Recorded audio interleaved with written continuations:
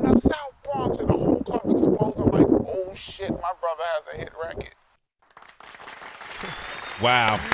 That was the voice of a very, very important person in the evolution of this culture we know as hip-hop. For so many reasons, and normally I would do this introduction, but I feel it would be inappropriate if Heather chimed in on this. But I will say this, that his brother is easily one of the most influential people in my life. I remember when the Criminal Minded Project came out, and my brother and I used to sit up in our shared room off of East 22nd Street in East Oakland and listen to this music and listen to these lyrics. And the thing that I loved so much about it was the enunciation, the way his diction was, the tone of his voice, and the words that he used were so powerful. You knew then that he was a philosopher, that he was a thinking man. And then you also knew that there was depth in his content because he educated us from day one. You know, he was always on the side of the disenfranchised from day one. He was making us aware that we were being indoctrinated in a way that wasn't favorable for who we are as a people in the culture. He taught us to search for other information that, you know, what you may find in the public school system or what you being taught isn't good for you since day one. We're young people in our most transformative years getting this information from a peer who's nearly our age from day one. Right. He made bangers. He gave us insight to what it's like to live in New York City, to be homeless. He gave us a lot of information that helped shape and mold us today. I'm talking about KRS-One, but standing next to him through this whole process, the same way my brother T. Calloway has an amazing story. He had a younger brother that was in the shadows that kind of kept him, you know, stable, kept him balanced, kept him on the course, same as KRS-One.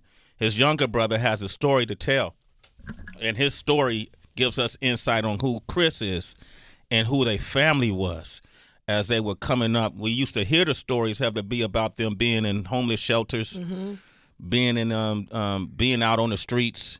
This book paints the picture to the detail, and it makes you appreciate who they are as a family even more. So you want to add on to this?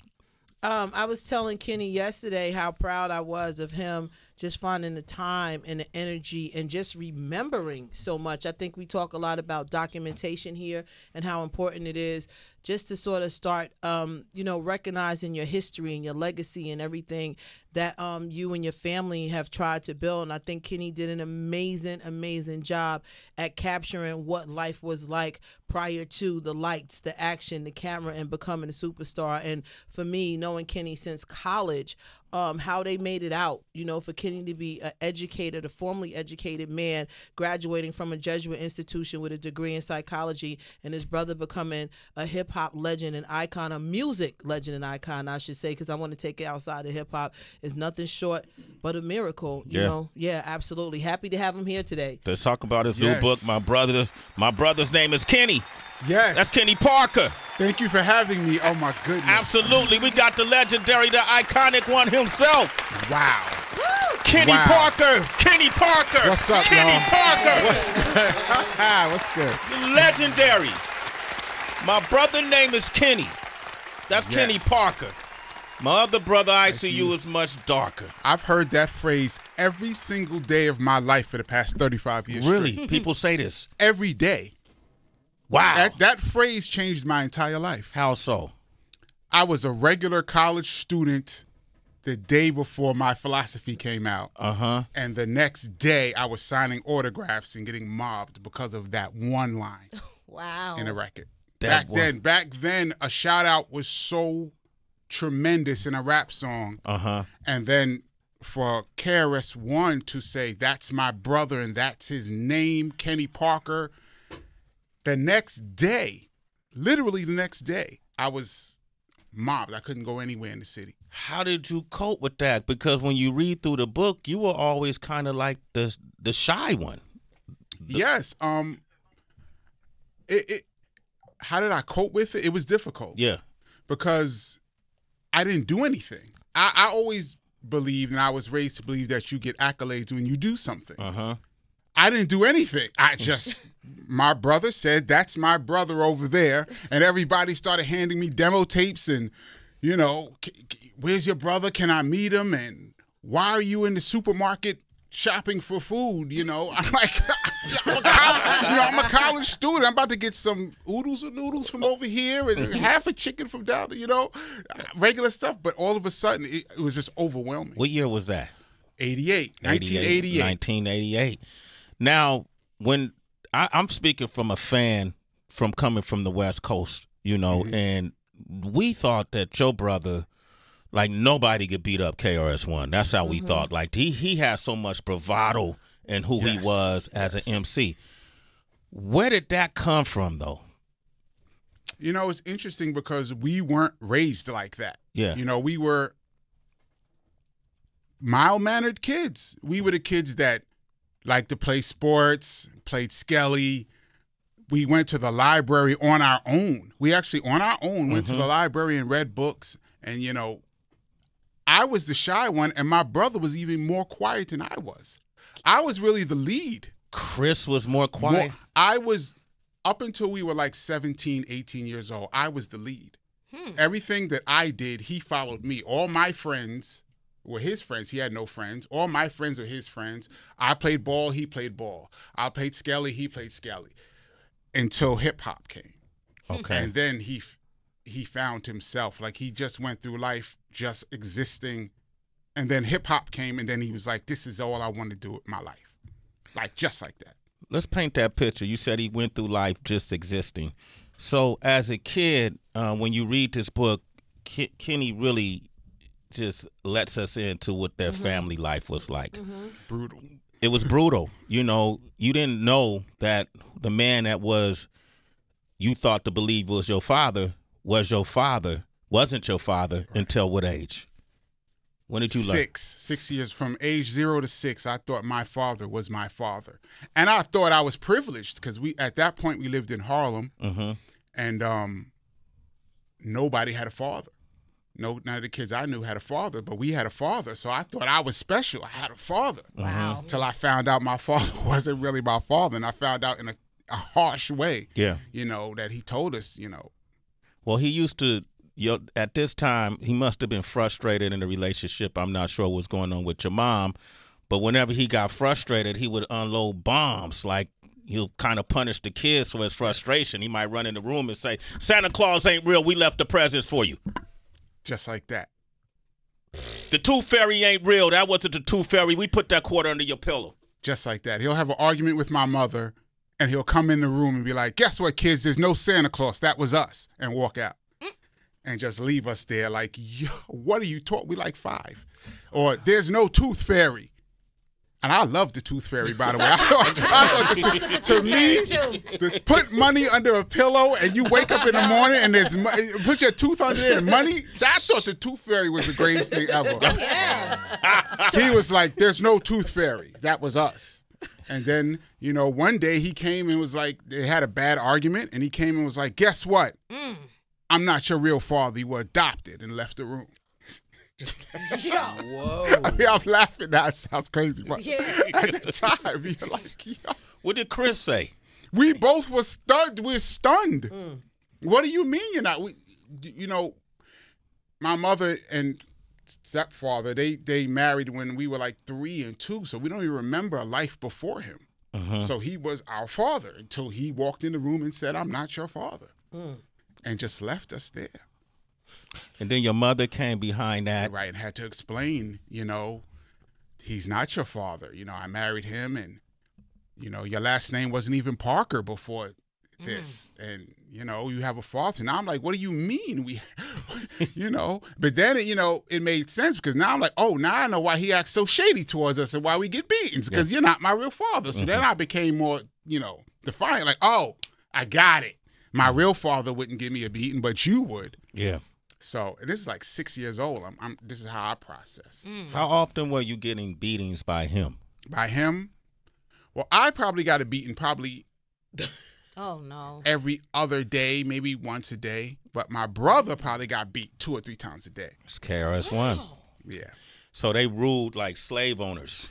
Yeah, and that was the good part of our life. That was the prelude to the next man in your mother's life. I want to walk this up a little bit because it's kind of helping me understand who y'all are and how you got here. And by the way, at this time y'all living where? At the Lenox Terrace? Yeah, we were living in Lenox Terrace in Harlem. Which is a nice building, like on 135th. We had cable in 1971. What?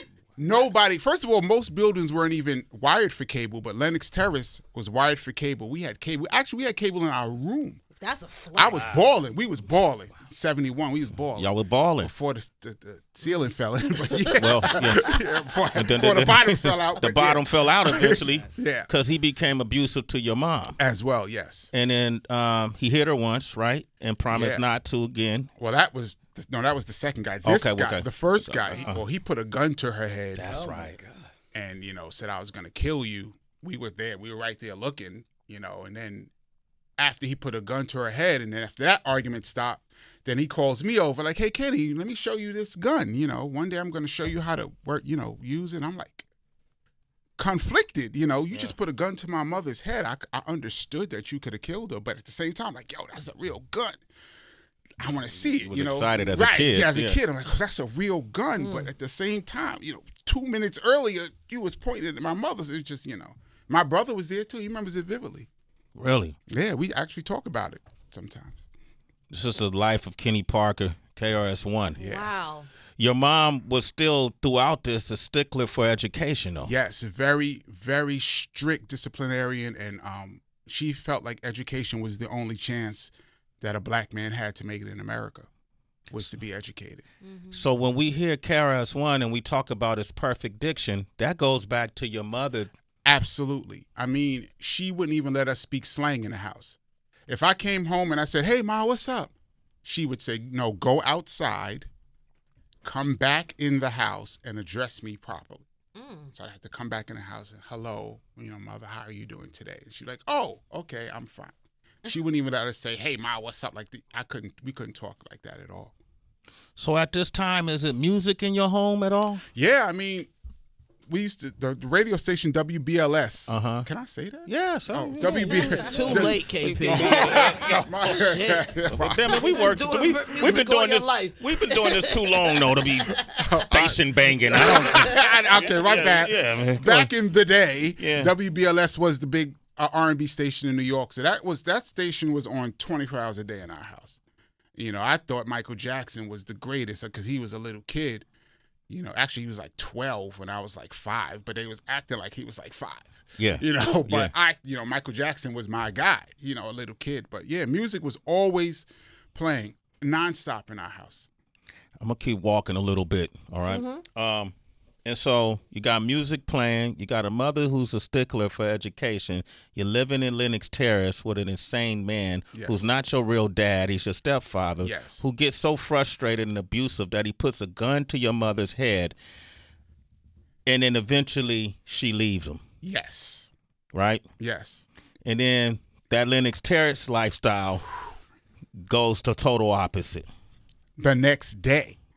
It's like it was Christmas Eve she left. So the one day you're living with a doorman, fish tank, cable, everything you wanted, and the next day we moved to the Bronx in like a tenement, and she just moved with like the clothes on her back and her kids. So basically, we went from that to roaches, rats, For me at like 6, I'm like, yo.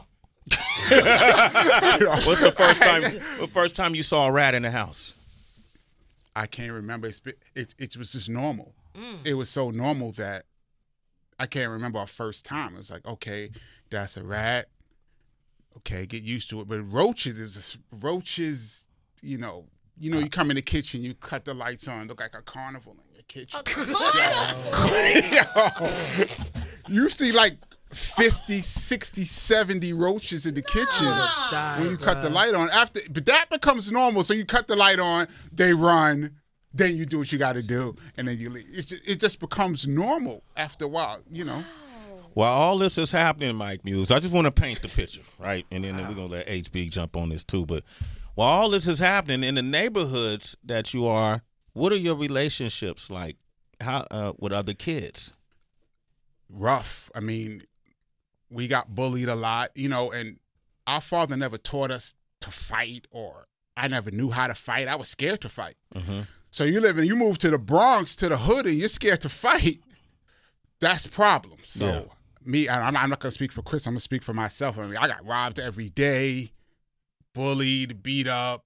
And after a while, you get used to that. Like, okay, I'm going to go outside. Somebody's going to take my money. But, you know, this is just what it was. You know, it took me a while to kind of figure out how to navigate in the hood. It took me years, actually. So you would get robbed of what money? Your mother sent you to the store. Go get eggs, bread, milk. She give you back then. That's probably like $2. You know, you get back 50-cent change, 35-cent change. You on your way home from the store, somebody just run up on you, run your pockets, and they just take whatever's in your pocket. So you come back home, and your mother's like, "Where's my change?" These dudes took these dudes took it, and that was like a regular. That was like a regular every other day. Every other day. Every other day. So Chris and you were getting bullied a lot. A lot. But, you know, I'm going to speak for myself because we were together every single day, 24/7. But we got robbed and bullied a lot. As, you know, we're like 7 years old and a 10-year-old run up on you. You know, that's like a giant, you know. Intimidating. You know, 10, 11-year-old run up on you like, yo, what's up? And you're 7. You're like, yo, nothing.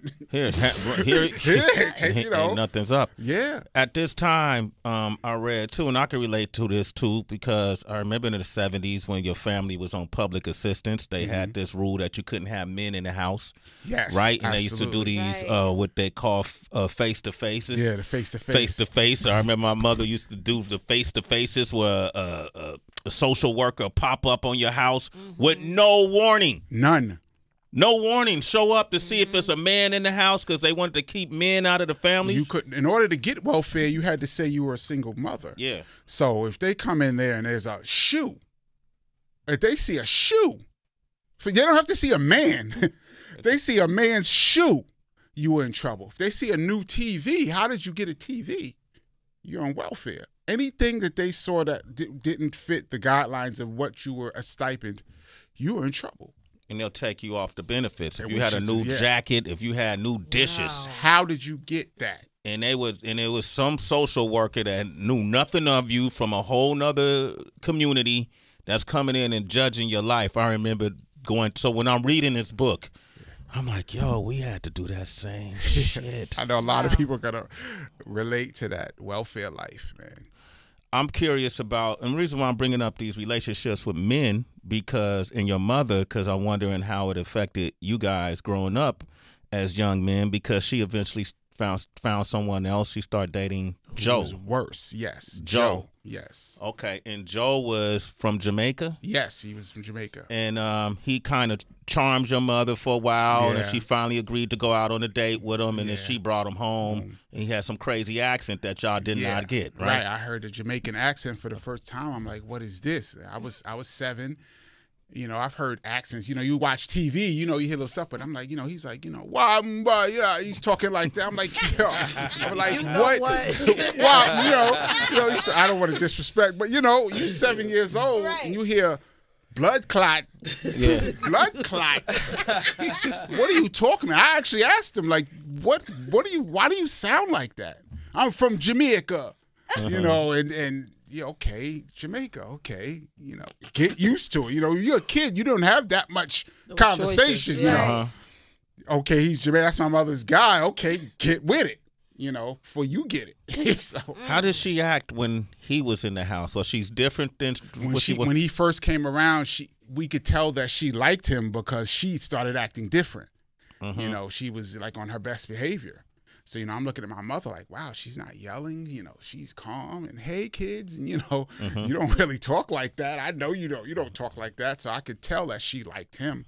You know, he was a charming guy. He was very charming at first. In the beginning. Absolutely. When did it change? I would say about 6-7 months in, my mother got pregnant with my sister. And then he flipped. And just like, you know what? I'm a Rasta. And you know, that was like, well, what is a Rasta? And he's like, you know, I'm growing dreads and I'm smoking weed and this is what I do and this is my religion. And matter of fact, you kids need chastising, you boys. And then he just started brutalizing us for like 4 years, just beating us with whatever, extension cords, rubber hoses, whatever. I read that, you know, the belt wasn't enough, so he moved to the extension cord. Yeah, he started with a belt, but it was like, this isn't really doing the job. So he found an extension cord. You know, extension cord is like a whip. Mm-hmm. And, you know, that leaves whelps and, you know, that like rip your skin. But he was like, yeah, this is it right here. So we started getting beat every day. Mm-hmm. Extension cords. And the hard part about that is when you're a kid, and this foreigner is in your home, especially the male and boy dynamic is in your home, and you're hoping that if all else fails, you're going to have your mother's going to protect you. Right. What happened with that? Well, the first time he hit us, I called my mother at work. And I'm like, yo, this man that we known for like 6 months just hit me. And, you know, her reaction was that he told her that, you know, we're undisciplined kids and we need some chastising, so she's going to give him permission to beat us. And when she said that, you know, our hearts sunk. Like, you know, we thought he did that because, you know, my mother wasn't home. But now my mother was like, yeah, that's what it's going to be from now on. And once that happened, you know, there's nobody to save you. You're just out there. So you say every day. That's hard for people to believe. But were you literally getting beat every day? 6 out of 7 days. Why? Like, what would be the reasons? You're not screwing up 6. It could be anything. Like what? Y'all making too much noise. Your room's not clean. Dishes aren't done. He could just come home and just look at you and just be like, you know what? I forgot to beat you from something from the other day. You don't even remember what it was. Extension cords, you just get whipped, basically. And this is Joe. Joe, yes. Joe also was the first one to bring Bob Marley in y'all house. Yes. Right? He introduced reggae music to us. He came and he had the album. I think it was Natty Dread was the album. And he was like, this guy Bob Marley's from Jamaica, and he's the greatest thing in Jamaica. I think, you know, he's the greatest. And I'm like, Bob Marley, I don't care about reggae. I don't care about you know, I don't care about reggae. My brother was like, yo, I like this. But, you know, Bob Marley, he took a real liking to Bob Marley. Because, you know, after Joe introduced it to us, you know, I was just like, yeah, he's cool, whatever. Now I love him. But at the time, I was like, yeah, whatever. My brother was like, yo, Bob Marley, he really got into the reggae music from that.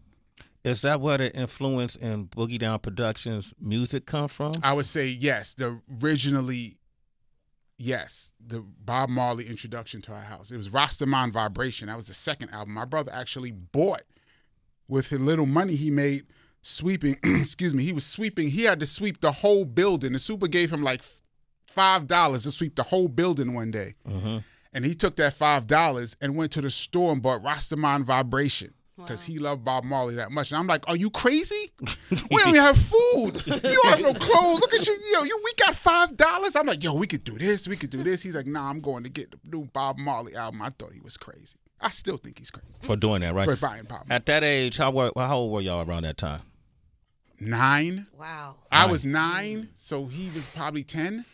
So while this is going on, you guys are still, see, this is, you never know. And by the way, now that you're older in retrospect, when you reflect back on your mom, was she a young mom? Yeah. I mean, she had me at 20. I mean, she had Chris at 19. Okay, so she was a young mom. Yeah. So with things, I know when I was younger, certain things would happen, would be perplexing to me. And now that I'm older, I could look back and go, wait a minute. What was her circumstances? Right. Your original father left her pretty much abandoned her. Pretty much, yeah. With 2 kids. Actually, I wasn't even born yet. My original father left her when she was pregnant with me. Wow. Yeah. So really, I never even seen my father. To this day. To this day. I have no idea. He could be working here at Sirius. I wouldn't even know. I'd walk right past him. There's a couple dudes that look like you here, too. They tall as hell, too, KP. There's a couple of them, just in case. Dad! It might be. Do you have a better understanding of the choices your mom might have made back then, understanding her circumstance? And when it came to the men that came in the house? Honestly, no. No? No. Okay. I mean, as you read the book, as you get through the whole thing, she's made some decisions that I don't understand. I mean, I don't have any children, so I've never raised children. Yeah. But I know there's basic needs, like kids need food, they need to eat, they need clothes, they don't need to get beat with an extension cord, you know. There's a lot of, there's more, but, you know, there's basic things that kids need that's, you know, universal that was lacking in our life. So I don't understand, personally. You understand that? Has she read the book? I don't think so. My brother, he had to okay it. So Okay. You know, he has it. And my brother and my mother are very close. So he may have given it to her. I'm not sure, but I don't know. Okay. Maybe the book might be some healing. Possibly. Okay, Kenny, you know, you're doing interviews now, baby. These things. I mean, it's going to be out there. I mean, hey, it's my brother's always talking to me about a situation, but, you know, it's a family thing. But, yeah, you know, they have a different relationship than I have. You know, them two and us just like separate relationship. So while all of this is happening, it's abuse happening at the home. It's crazy. I read at one point y'all didn't get haircuts for like 6 years. More than that, yeah, but we no haircuts, no. Longer than 6 years? Way longer than 6 years. You didn't get it. Well, how long was it? The longest span y'all went in between haircuts? Me, I went 11 years. But without getting a haircut, bro? Yeah. So you took the roster thing seriously. I didn't want Kenny was that. nappy as hell in St. Peter's. By that time I had a haircut. No, I didn't want that, but you know, there's no haircut. There was no money for a haircut. I mean, a haircut on the list of things we needed probably was like 5th or 6th. Yeah. You know, a haircut, that's a come up. That's a come up? Yeah. So y'all wearing the same clothes. Every day. People bullying you at school. Every day. You got an abusive situation at home. Yes. How was your performance in school? I was actually an honor roll student. I knew you was going to say that. Despite all of that, I was an honor roll student. I was straight and narrow. My brother, on the other hand, was the exact opposite. KRS-One. He was a horrible The student. teacher. It's shocking. Was it? But it wasn't that he wasn't intelligent. Was he just not into the curriculum? He was incredibly intelligent, but he just didn't care about school at all. Ever. From like kindergarten. Just didn't do the work. Just, I don't care. There's nothing you could do. They beat him. They tried to beat it into him. He just, I don't care. He did not care about school. Did he ever say why not? No, he never did. You know, his first 14 years of life, he just drifted along. He was just a person on earth. Then hip hop. We're going to get to that. During that 14 years, though, you talked about how you guys voluntarily went to the library. Yes. You guys were huge Marvel comic fans. Gigantic. Right? And you even learned, Chris, you guys even wrote your own comic books at one point. But you like to read comic books a lot because of the language? Yeah, well, comic books for me helped my vocabulary. Okay. For me, because, you know, you could read a comic book, and Marvel comic books are written for, like, children and adults. They had scenarios, so you can see something, not understand a word, but in the context of the story, you could say, okay, you know, this means this. So it kind of really helped me understand, you know. But Chris got to the point where he would draw his own comic books and have whole stories and create whole stories, and then go to school and get all Fs. And get all Fs. All Fs, and could write a whole story and draw it all. Characters, villains, heroes, the whole thing. And get all Fs. There's a story in the book where his teachers brought him down the hallway to one of your classrooms and said, hey, you got any pencils or pens? And are you prepared for school? And, you know, Kenny not knowing, yeah, I got my pens, I got my pencils. And they were really trying to humiliate your brother because he wasn't prepared for school, and it baffled you. Yeah, I mean, I was in 4th grade, so I was like 8. He was in 5th grade, so he's 9. And his 5th grade teacher, his class was down the hall. His 5th grade teacher walked him to my class. Wow. Just to say, can you give your brother a pen and pencil because he just comes to school with nothing every day. Which I can understand because he had pens and pencils at home. We had everything at home. And if he got caught without a pen and pencil, that was the extension cord. So you must be crazy to come to school without a pen and pencil. You know what's going to happen if you get caught, but he just did not care. Didn't care. So he ended up dropping out of school at what grade? He didn't finish 9th grade. He didn't finish 9th. KRS-One, the teacher. Easily the most intelligent person to ever pick up a mic. Arguably, you could talk, right? Barely escaped 8th grade. By the time 9th grade, it was inevitable. He really should have been out at 8th grade. Really? I'm going to keep it 100 with the world. By 8th grade, it was over. It was over. He eventually got tired of the extension cord. First time he ran away from home, he was 11? Yeah, first time he ran away from home, he was 11 years old. Wow. 11 years old. And you begged your mother to bring him back home? Yeah, I was 10 years old, and I was the mediator between my mother and my brother. And he ran away to Prospect Park. At that point, we lived in Brooklyn. And he ran away to Prospect Park, and I went, I had to go get him, tell him to come back home. He didn't want to come back home. My mother was acting like she ain't want him back home. He's 11. And, I'm begging my mother, and I'm begging him, and, eventually we got to like a middle point, and I talked him into coming home that time. But that was like the first time he ran away. He was like 11. Well, so how many times did he end up running away? Like 6. 6 times. At least, yeah. With the saga of Joe, how bad did it get with Joe?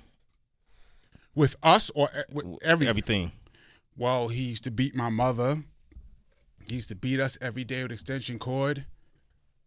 He had a gun. He shot off guns in my room just because. Like, he bought a new gun, so he was like, yo, he kicked open my room door and busted a shot in the wall. Bang! Like, yo, check out my gun. I'm like 10. I'm like 10 years old when this happened. So I'm like, yo, this dude just shot a gun. He shot a hole through Chris's coat because he shot the gun through the closet and went through Chris's coat sleeve. So Chris had a hole in his coat for the rest of the winter. Listen, he was this dude was wild, man. Get the book. The name of the book is My Brother's Name is Kenny, the greatest true hip-hop story ever told. This is what makes it so great. Understanding what you guys had to endure. That same man said he wished your brother would die. Yeah, I mean, he tried to kill him. I mean, he basically tried to kill him one time. I mean, Joe tried to kill Chris one time. And, Chris had to go to the hospital and lied to the doctors and said he fell off a bike, which we didn't own. Of course. It was bad, but eventually Chris stood up to him. Wow. Mm-hmm. Eventually Chris had to be 12. Mm-hmm. And then he was like, yo, I had enough. And they squared off. And after that, Joe backed down to a 12-year-old. Yeah. After that, it was no more beats, like a revolution for us. Chris is my hero. My absolute hero. He's, he changed our life. He changed my life so many times, but that was one time, Because you were being bullied a lot.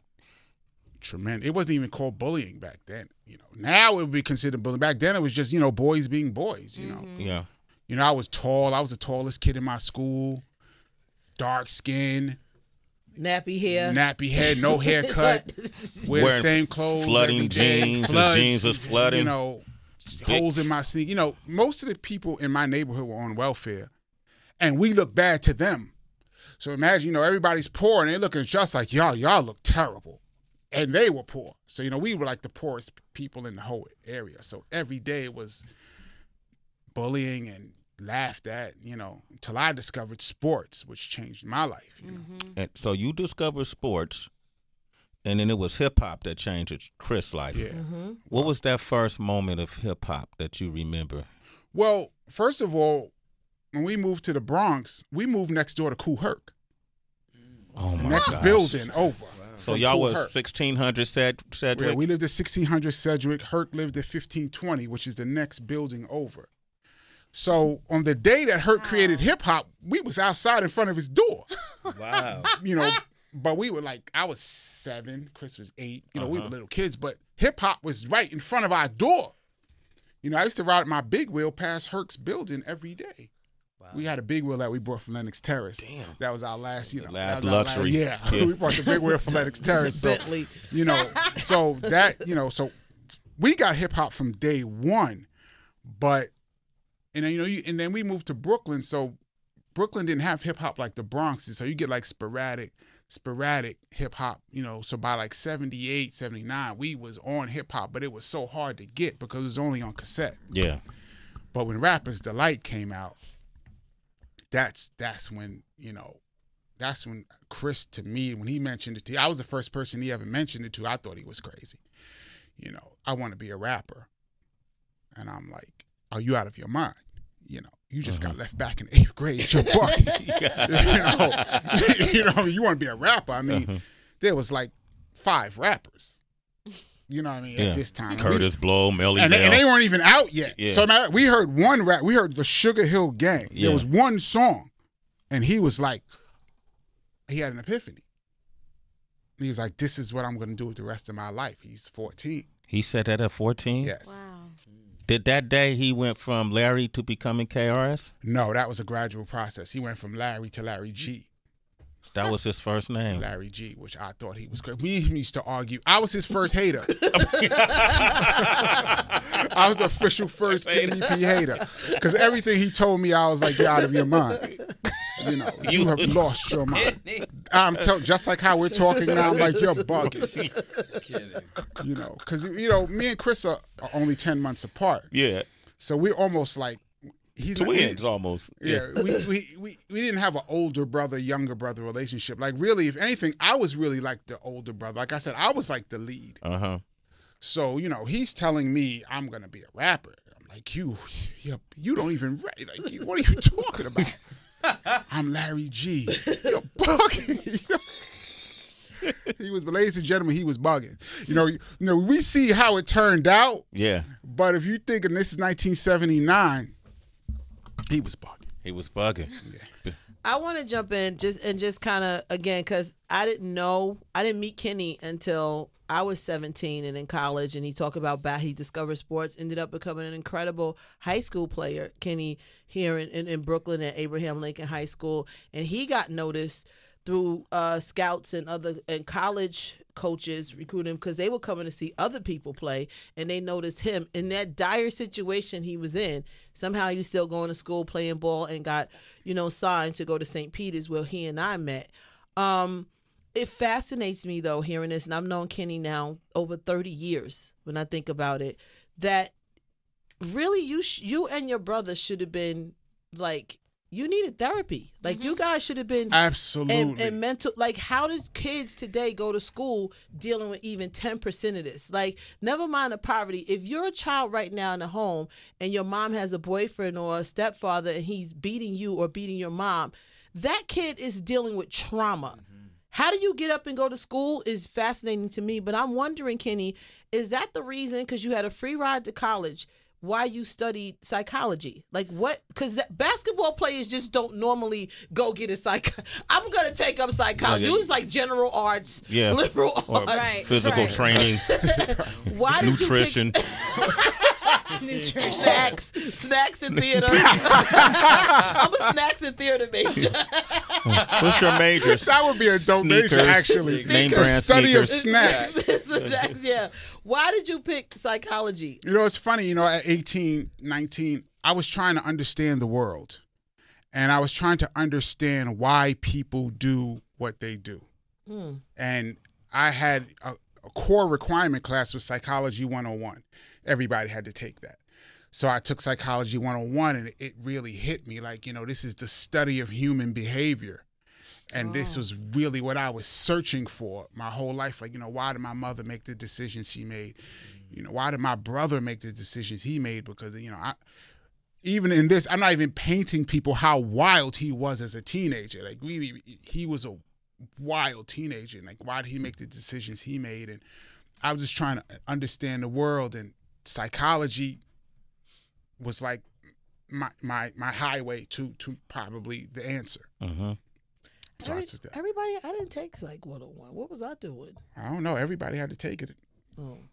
Well, flunking it, maybe. Pass fail. We're not going to talk about Heather as a freshman. We're going to leave that alone. She said that you changed the whole social life of that school. Do we want to go there, Heather? Yes. Heather's a freshman? What was she like? Okay, let me paint the picture real quick. Okay. Hey, Ben, don't listen to this. Heather was a freshman when I was a senior. But I had redshirted my freshman year, so I was actually like a super senior. So I was actually like there 4.5 years. So in my 4.5 years at St. Peter's, now university, shout out to them, we never really had a party in the dorms. Maybe 5 people could get together. You had to have a special permission from the RA to have a party in the dorm. You had to fill out paperwork to have a party. So in my 4 years there was never any party. It was a quiet Catholic school.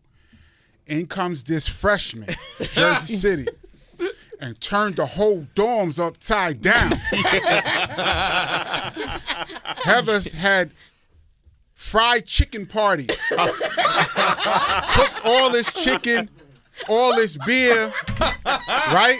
In the dorms, had music, and then invited the whole hood to the college. Keep in mind, there was people that came that never even came in the neighborhood that our school was in. Forget coming. I'm talking about dozens, like an army came to the school of just cornrows, baggy pants, Timbs. You're like, yo, who is this? We come to Heather party.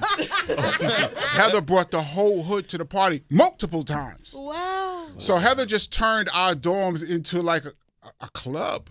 And she was 17. We had never seen nothing like it before. Wow. I had never seen nothing like Heather when she came to St. Peter's College. And it, they didn't say anything.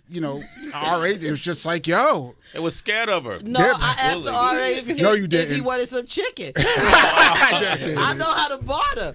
Wow. Yeah, Heather came in there. It was a storm. Hold on. We got Russ on the line and want to chime in real quick. Russ, go ahead. Say what's up to Kenny Parker. I can see that. Hey, what's going on, guys? Hey, Kenny Parker, man. What's I got to share a story, guys. So, Kenny Parker was like you said, a senior. I was a freshman at Manhattan College. And this guy was a ferocious rebounder. Matter of fact, on the scouting report on the board, it said Kenny Parker, big-time rebounder. And I remember my boy, Kenny Boy, used to say, oh, Kenny Parker. My name is Kenny Parker, because we knew about the origins, with KRS-One. But man, Kenny, man, you were the ferocious guy back then, man, with the MAC, the MAC conference and everything, man. Yeah, man. I just you played against him, Russ? I just can't wait to read this book. You played against Kenny? Yes, I did. Yo, I appreciate the love. So anybody that talk about me and ball, I'm excited right now. I appreciate that so much. Yeah, we used to play Manhattan. They were in our conference. Yes. Was he nice, Russ? Absolutely. Was he nice? Yeah, he was nice. He was a great rebounder, ferocious rebounder, man. He ate up everything on the glass. That was Kenny. I'm really gassed right now. He just blew my head off. My head is completely off right now. Audience, you should see Kenny's face and how he looks right now. And he got the book, man. Russ, thanks for that call. Russ, get that book. My brother's name is Kenny. It's available on Amazon today, right now. Let me ask you this question, because I gotta hear the story from you, like. And I'm going to skip some things to encourage y'all to read the book. There's a story about Latin Quarters. Multiple in there, yeah. Multiple stories, but this one in particular is when the DJ played The Bridge by MC Shan. I'm not sure if it was Red Alert that day, DJing, but... It was not that day, but yeah, I know what you're talking about. Yeah. Okay. And then immediately after, they played South Bronx, right? Right. And that was the first time you heard it in public? Yes. What was going on at that time? Well, first of all, I couldn't believe my brother had a record out. Start there. The same guy who I shared socks with, who I used to argue over packs of cookies with, has a record that Red Alert is playing on Red Alert. If you were on the Red Alert show, you were a star in New York. Absolutely. There was barely major radio play. Maybe one song will get on. Every other song was on the mix show. So if Red Alert played your record, you were a superstar. Okay. South Bronx had been out 3 weeks. Red Alert played it for 3 weeks in a row. Chris came by my boy Daryl's house in Brooklyn and left 2 passes for this club called Latin Quarters. I had never been to a club before. So we were going to meet Chris at this place called Latin Quarters, go inside. Got to Latin Quarters. It's packed, like 1,000 people in there. They start playing hip-hop. And they played MC Shan's The Bridge. And they playing the bridge. Everybody's dancing, the bridge. And I'm like, wow, you know, I know South Bronx is an answer to the bridge. I wonder if they're going to play my brother's song in here. And I'm there. And then they mixed the vocals of South Bronx right in. Many people tell me this style is terrific. It is kind of different. So I'm like, yo, they playing this song. And I'm like, is it going to clear the dance floor? Like, I'm scared. But people are still there dancing. They're like, okay. And then the chorus came. We're from the South Bronx. And the whole Latin Quarters exploded. The whole place went to the roof. And I fainted. I practically fainted. You passed out. That was it. I don't remember anything after that. I was unconscious. I could not believe that my brother had a hit record. That in this club, the Latin Quarter, and everybody, I mean, the Bronx went crazy. I mean, everybody was singing, but the people from the Bronx, I thought they were going to tear the club apart. They went absolutely crazy for this record. I couldn't believe it. I still can't believe it. To this, that be based because when you read this book, the greatest true hip hop story ever told, I can't believe it either. Now that I know y'all passed. Yeah. Is that That's why what you? I'm saying. Is that a big part of why you couldn't believe it? Or? Yes, I mean, I consider myself a hip hop fan and a student of the game. Okay. So I read everybody's story. I study everything. I love it all. So most of the stories that I read, everybody's like, I'm hard. I used to sell drugs. I used to rob people. I just got out of jail. And then I gave that up and I decided to become a rapper. That's like everybody's story. And then when 50 came, it was like he got shot. You know, he has proof that he did. And after that, everybody got shot. Yeah. So I'm like, well, you know, I'm like, really, everybody? But I'm like, okay. So I'm like, well, what about, nobody's telling the story about the kids who were in the hood that was regular kids that played ball and, you know, played skelly and drunk sundew drinks and, you know, regular kids. Nobody's telling that side of the hood. And I was in the hood I lived in New York when it was the murder capital of America. Mm-hmm. And I was a regular timid kid in that environment. And nobody's telling that side of the story. And then to see my brother, you know, who was, they consider him, I'm not going to say crazy, but the authorities consider him practically, like had a learning disability practically. Mm-hmm. They considered him. To see that guy become the guy that everyone knows he is incredible. It's almost like a miracle. Like, I wouldn't believe it if I didn't see it with my own 2 eyes. So that's why, you know, I called it, you know, the greatest true hip-hop story ever told, because it's the truth, and it's not like anybody. What KRS-One went through to just get in the game is unbelievable. Like, now, you know, it's easier to become an artist now. But back in those days, it was almost impossible to get in the music business. I mean, and in the rap game, it was like, by that point, it was like 20 rappers when KRS-One came out, you know. And so, you know, I say that to say, to see where he was and what he became, it's incredible. Kenny Parker, man, I got to let Tracy and Mike Muse ask you a question, even though they didn't know the lyrics to Criminal Minded. We're going to go ahead and let them jump in. All right, go ahead. My bad. Go ahead. Hey, Tracy. Hey, I'm wondering, when you first brought up doing this book to your brother, did he have any qualms, any issues with any aspect of that book? You know, it's funny that you mentioned that, because when I first decided I wanted to do the book, I said, I want to tell the whole story, you know, the real story that people don't know, you know, and embarrassing parts of our lives. I want to tell it all. Yeah. But, you know, I called Chris and I was like, yo, I want to tell the story. I want to tell the real story, but, you know, I don't want to mess up your image and how people know you. So, you know, tell me how much I can really tell. Mm-hmm. And his exact words were, I don't give a fuck. Tell it all. Don't forget this. Don't forget this. Don't forget this. That was the exact word. So after he said that, I'm like, oh, okay. I'm telling everything. I'm snitching on everything. So, you know, he gave me the blessing to tell it all. And then after the book was finished, after the rough was finished, I sent it to him to read. But I gave him 2 rules. I said, you know, you can't change anything. I said, this is my perspective. It's not your perspective. It's what I saw, not yours. So you can't change that. But if there's anything in the book that you want me to take out that you don't want people to know, I'll take it out. Got it. And he said, no, leave it all in there. And I said, if there's anything that you think is not accurate, because I want it to be the BDP Bible, you know what I mean? Yeah, like, everything in there is factual. If you want to know about our group, you read this book and it's as factual as possible. So I said, if there's anything in the book that you think is not factual, correct me. And he was like, no, everything in there is how, you know, how I remember it. So those are the only 2 rules. So basically it's, you know, it's the way it is. K-Park, I just had a question. I was curious about the relationship you with your second stepfather, Joe. Have you seen him recently? Is he still with us? Have you talked to him? Have you I have not seen that man 30-something years since I mean, there's a piece in the story where I ran into him again. I don't want to give it away, but it you know, it's crazy. But no, I had no intentions. I never wanted to see him ever again. I mean, I hated this man. So I never wanted to see him ever again. But, you know, I have a sister. Shout out to Chanel, you know, that my mother and him had a daughter, which was my sister. So I talked to my sister. So she, you know, she gives me little bits and pieces of him, but you know, I have no relationship with him. I have no desire to ever see him ever. I mean, I can't believe he's still alive, to tell you the truth. Did your mom eventually leave him? Yes. Eventually she had enough of him beating.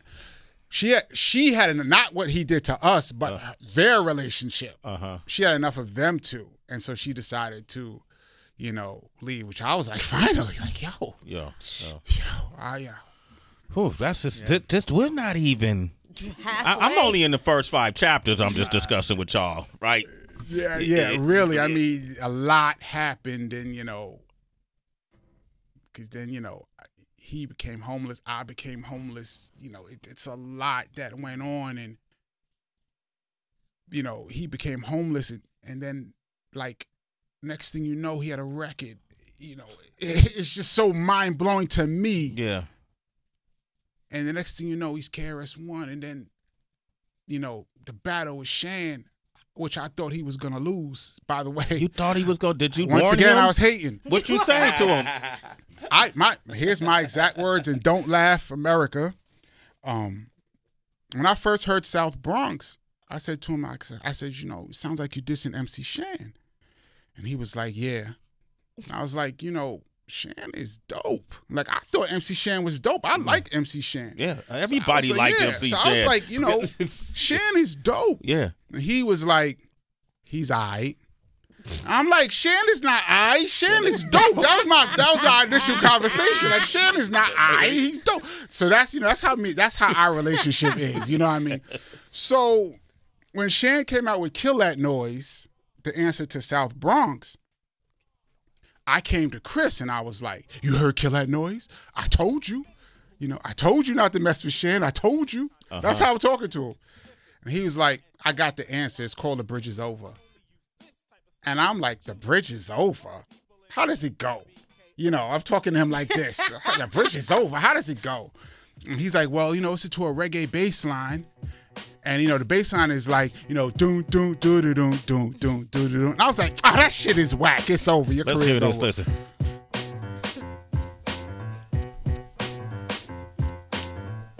You thought this was whack? No. I didn't hear the beat. He just was mimicking the mouth. I didn't hear all this part yet. This is your brother, bro. Wow. I got to see him do this live for the first time at Union Square when he premiered it.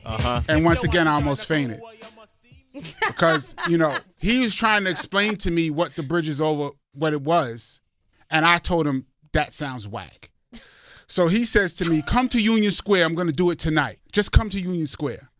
So I'm like, all right, let's go to Union Square. So I'm in Union Square watching him perform, thinking that your career, South Bronx was dope, but, I'm so proud of you, but, you're winding down now. This is what I'm thinking. He's a real hater, boy. I mean, you got to understand, MC Shan, backed by Marley Marl. Yes. Shout to Marley Marl. Juice Mr. Crew. Magic is on the radio. They was on the radio dissing BDP the night before. These bums, it's over. Shan is back. We cut, they was on the radio dissing. So I'm like, wow, like, what are you going to do? Like, Magic and Marley, like, they're kings. I got this record called The Bridge Is Over. Like, really? Like, how does it go? Like, So when we went to Union Square, you know what I mean? I'm like, yo. So we went to Union Square, and then he threw on the I'm like, oh, that's what he was singing to me in the beat. And everybody's quiet, Everybody's like, what is this? Because we never heard reggae and hip-hop mixed before. Yeah, that's what, yeah. So, everybody's like, what is this? And then he goes, the bridge is over. The bridge is over. Bye-bye. When you fainted, that's when you fainted. I fainted. I don't even remember after that. But everybody fainted. The whole place went crazy. Like, he's chatting Jamaican. This dude was just singing regular in South Bronx. He's a whole new dude on this record. And then he's like, Magic Mouth is used for sake. Roxanne. Nobody never said anybody's name Roxanne like that. Shante, he called everybody. Everybody. He went in Marley shit. Like, I couldn't believe it. We had never heard anything like this before. Yeah, that was battle rap on a whole. The world hadn't heard anything like that. He invented battle. This was the first song on wax. On wax, this was the first battle record ever made. Was The Bridge Is Over. No one had ever disrespected anyone like that before in the history of music, ever. So, and I thought Kill That Noise was disrespectful by Shan because he was laughing at the end of the record. KRS-One, ha ha ha, and he's laughing.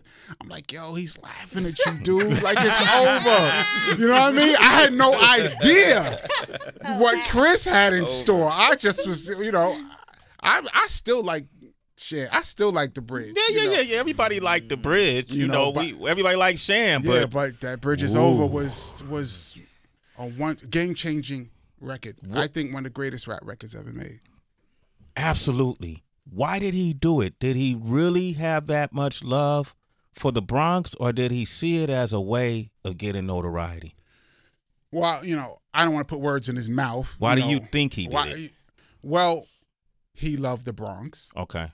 And Mr. Magic and Marley Marl dissed him. See, they wanted to be down with the Juice Crew. So Scott LaRock, rest in peace, and KRS-One went to the studio where Mr. Magic and Marley Marl were to play their demo for Mr. Magic. And Mr. Magic was like, this is trash, threw it in the garbage. You guys are bums. Get out. You will never be like my MC Shan. You are trash. Get out. And threw them out of the studio. So as they're going back to the Bronx, I guess with their tail between their legs, Chris is like, nah, I'm better than Shan. And then he wrote South Bronx, which was like, let me give you a history of the Bronx where I'm from, and let me take a little shot at Shan. But the thing was, he knew Shan was going to answer. Mm-hmm. So he wrote The Bridge Is Over too. So he had The Bridge Is Over on deck, waiting for Shan to answer. So South Bronx was the bait, really. Mm-hmm. For The Bridge Is Over was the real diss. So the South Bronx was just to set you up. But it ended up being a huge record on its own. Uh-huh. But it was still the bait for The Bridge Is Over, which was the cut, So that's really what it was. And that's how you had to come into the game. It wasn't easy to get in the game then. There was only a handful of people you could hand your demo tape to. Yeah. He handed it to Mr. Magic, and Marley Marl was the #1 producer in the hip-hop game at that point. Absolutely. Shout out to Rick Rubin as well. But you got the Juice Crew. That's Big Daddy Kane. That's Biz, all that. Biz Marquis, was G-Rap, right. Master Ace. Right. So, Craig G. Right. Roxanne Shante. Right. So you go to Marley, and he had just did Eric B. and Rakim. He had just did Eric B. for President, and Check Out My Melody too, which was the #1 record in New York. So that's the #1 guy. So you go to them with your demo, and they tell you, get the hell out of here. You're terrible. There's not many places to go. So his attitude was, I'm coming in the game like this now. Okay, watch this. He was a battle rapper already from battling in the Bronx. The world wasn't ready for a battle rapper to come in the game. They was ready for song makers, you know. Yeah. A battle rapper came in the game and turned it upside down. Who were some of the people he battled early on? I mean, he told me stories. I mean, I don't want to say, you know, I'm going to. Okay. Yeah. Still your he had other battles with other MCs even before that were out. Yeah. Even before South Bronx came. Because Scott LaRock used to take them all around. And Scott LaRock, that KRS was like his pit bull. You know, you think you nice? And sick his dog on him, you know what I mean? I got this kid KRS who was still in the shelter at that point. Still living in the shelter. In the shelter. So that's why, you know, when he said he's going to battle MC Shan, he was in the shelter. So it's like a homeless guy going to battle a #1 rapper. Like, it's mind-boggling to me, you know what I mean? I'm a hip-hop fanatic at this point. I can't believe it. Like, you're homeless. You're going to battle against Marley Marl and Mr. Magic. How?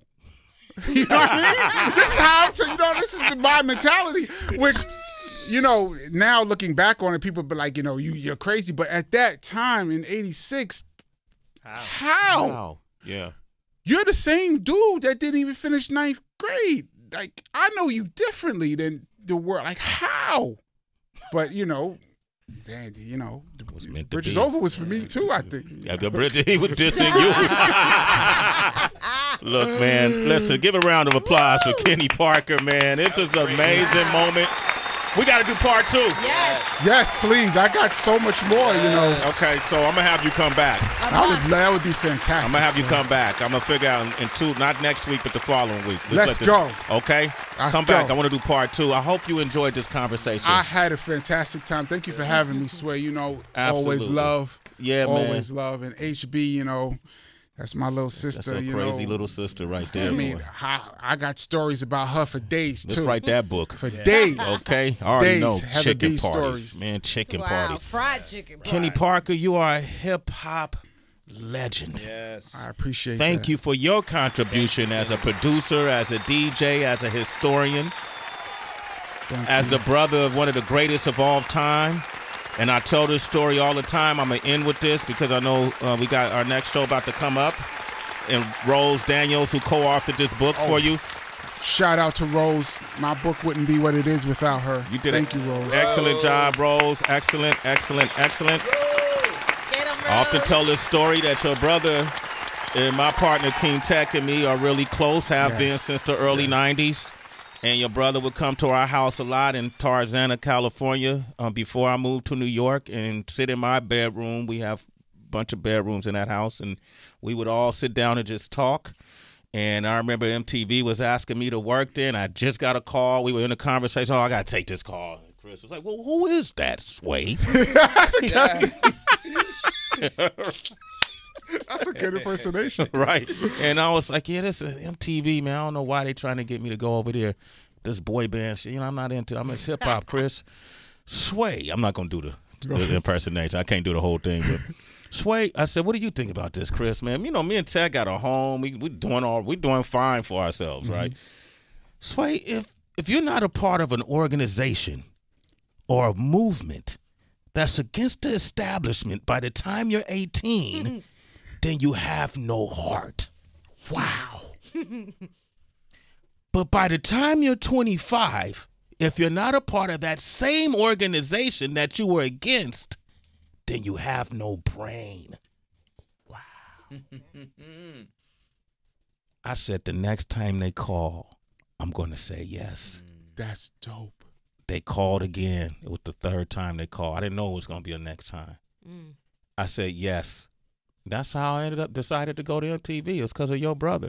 Wow. He may even remember that. He used to come. That's when he took the. He was working for Quest Records, was it? Or, yeah, Warner Brothers. Reprise. Reprise. He Yeah. became the president of Yeah, Reprise. yeah. And when he moved to LA, Yeah. who you think he was hanging with?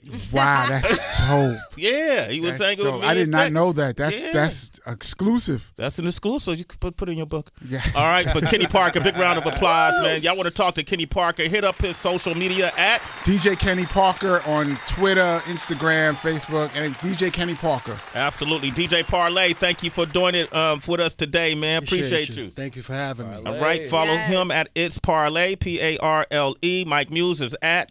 Yo, hit me up at I am Mike Muse, MUSSAME on Twitter, Instagram, and tune into the Mike Muse Show tomorrow, 2 p.m. Eastern Standard Time on Urban View Channel 126. Tracy G. Twitter, Instagram at It's Tracy G, ITSTRACYG. Thank you, Kenny. You've lived an extraordinary life. You still are living, and you're a hell of a storyteller. Thank you for sharing this Thank you very so much, important Tracy. Thank you. history. Yeah. Part Wow. 2, and it'll give us a couple weeks. Yeah, to we work need through. it. Necessary. Yeah. Okay. I'm here. Rose, I won't have you filming. We'll have somebody at that time. All right. I'm at Real Sway across the board. Y'all stay on the right side of positivity. We'll be back Monday. We'll have Jussie Smollett joining us Monday, so make sure you tune into that. Have a great weekend. God bless. And let's end with some KRS-One. What do you want, South Bronx or You got I'm Still Number One in there. That's one of my favorite records of all time. you got it? For Chris. I still number one. I love that. that. D Nice played that for me in the studio. Shout out to him the first time I heard that. Did he produce it, D Nice? He had something to do with it, but I wasn't there, so I don't want to give the Okay. wrong credits. But I was still in college, and I came by the studio, and D Nice was like, "Did you hear Still Number One?" I'm like, "What? What's that?" And he played it for me and blew my head off. So that's one of my all-time favorites. How did Chris and D Nice meet? Because D Nice was so young. Yeah, D Nice was Scott's little protege. Oh, so through Scott LaRock. Through Scott LaRock, if I recall, that was Scott's like little son, not his son, but you know. Yeah, his dude. Yeah, his little dude. Yeah, Like my Mike Muse. Yeah. Like that. Wow. I couldn't even get it out. All right. God didn't like where you were going with that one. Okay. Grab that tongue. And then Scott LaRock and Chris met in the shelter. yes. Scott was a counselor and Chris was a resident of the Bronx Men's Shelter, and that's how they met. Wow. Which is another this incredible timing. We'll talk about that in part 2. Kenny Parker, take it from the top real quick for me, Parlay. Rewind it. There we go. Hey, you guys have a great weekend. Sway in the Morning Shade 4-5, and we're out.